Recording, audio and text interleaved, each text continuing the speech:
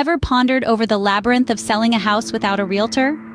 It may seem like an enticing prospect, saving on commission fees, having direct control, but the path is often fraught with unforeseen complications and challenges.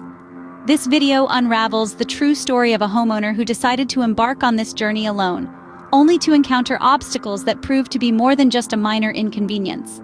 Meet Jane, a homeowner from the heartland of America. She decided to sell her house without the help of a realtor. Jane was confident in her understanding of the local real estate market and believed she could navigate the process with ease. But as she delved deeper into the intricacies of home selling, she realized that the task was more complex than she had anticipated. Jane found herself mired in the maze of setting the right price for her home. In her attempt to avoid underpricing, she overpriced her house. This led to her home languishing on the market for months. The longer it sat, the less attractive it became to potential buyers. Jane had inadvertently stumbled into one of the most common pitfalls of selling a house without a realtor. Improper pricing. Next came the legal hurdles. Jane was unaware of the legal documents required for a home sale. She found herself tangled in a web of paperwork, from disclosure forms to sales contracts. The lack of proper legal guidance resulted in a missed deadline, further delaying the sale of her house. Jane's story underscores the challenges of selling a house without a realtor.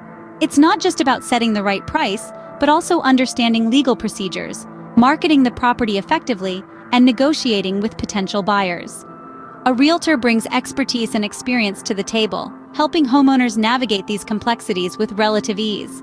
Another potentially dangerous situation that has occurred is people showing up at your house unannounced wanting to walk through it.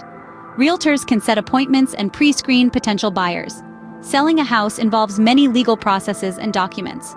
Without a realtor, homeowners may find these procedures overwhelming, potentially leading to costly mistakes.